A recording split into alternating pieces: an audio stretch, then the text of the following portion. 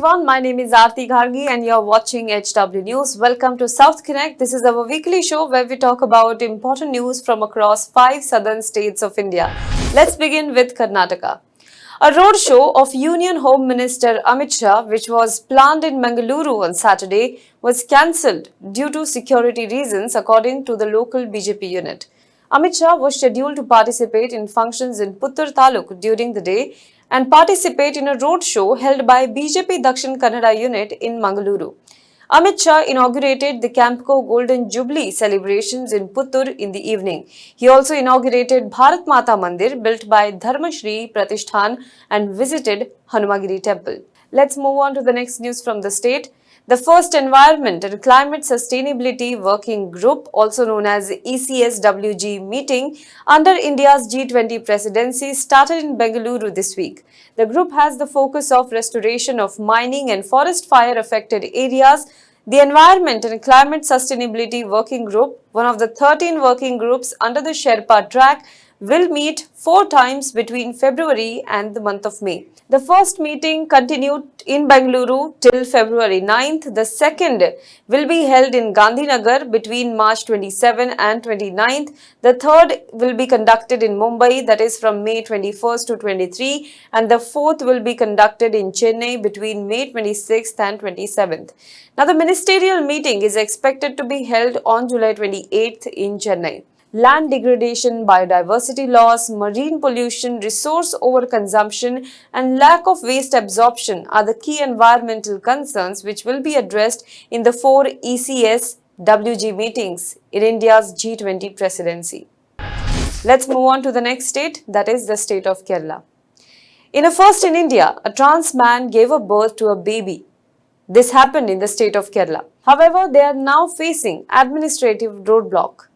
The transgender couple has now approached the hospital authorities demanding to register their new gender identity in the birth certificate of the baby and other documents of the newborn. Though Zahad had delivered the child, the trans man wanted his name to be registered as the father of the baby and Zia Powell, his trans woman partner, as its mother. A request has been submitted to the Government Medical College Hospital authorities for the same. Powell was then quoted as saying, and I quote, "We gave a letter to the hospital authorities in this regard and they assured us that it will be considered. As per the recent verdicts of the Supreme Court and the Transgender Persons Act 2019, we have the right to change our gender." Powell also said they have the transgender identity card issued by the union government and so they expect that there won't be any legal hurdle to get their request granted.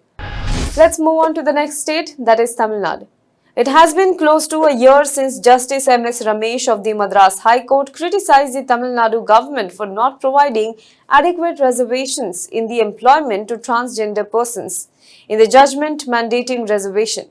However, the provision has not been implemented yet, leaving 6 qualified transgender women in the lurch. 5 of them fighting for a police job under the Tamil Nadu Uniformed Services Recruitment Board and 1 for a teaching job.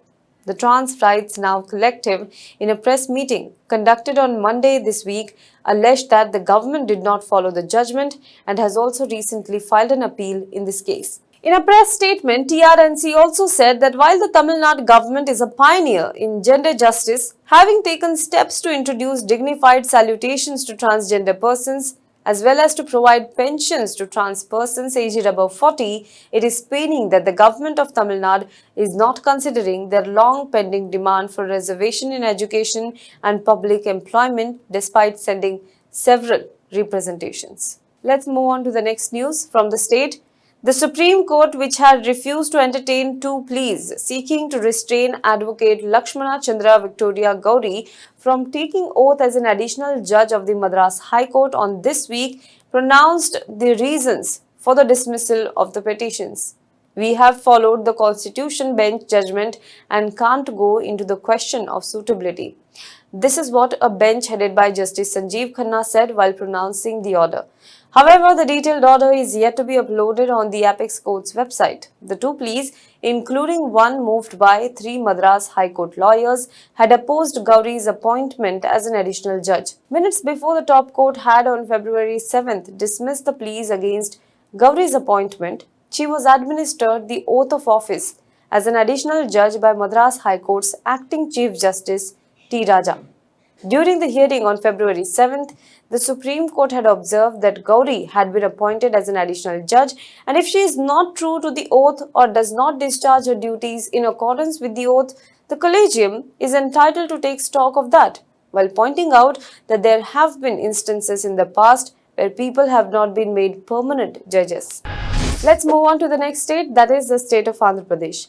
After the Telangana-based BRS, that is Bharat Rashtra Samiti, now YSRCP in Andhra Pradesh has also been linked to the Delhi liquor policy scam. The Enforcement Directorate has arrested Raghav Magunta, son of YSR Congress Party MP from Ongole, Magunta Srinivasulu Reddy, in connection with its money laundering investigation into the alleged irregularities in the Delhi excise policy case. Raghav Magunta was taken into custody under the Prevention of Money Laundering Act (PMLA) on Friday evening. He is expected to be produced before a local court where the Federal Probe Agency will seek his custody. This is the 9th arrest in this case by the ED and the 3rd this week. It arrested Gautam Malhotra, son of former Shiromani Akali Dal MLA from Punjab Deep Malhotra, and Rajesh Joshi, the director of an advertising company called Chariot Productions Media Private Limited, earlier in the week.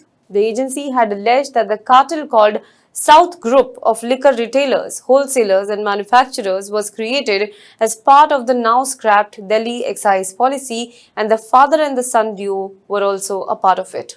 Let's move on to the next state, that is Telangana. If the Bharatiya Janata Party is voted to power in Telangana, it would demolish the domes of the newly built state secretariat that reflect the culture of the Nizams. State party president of the BJP, Bandi Sanjay Kumar, said in yet another sensational statement.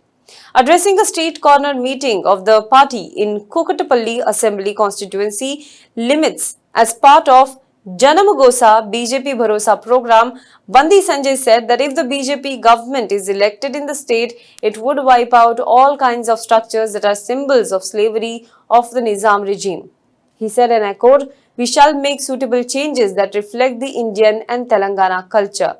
He said this, adding that Chief Minister KCR had converted the People's Secretariat into a samadhi like Taj Mahal only to appease the Owaisis.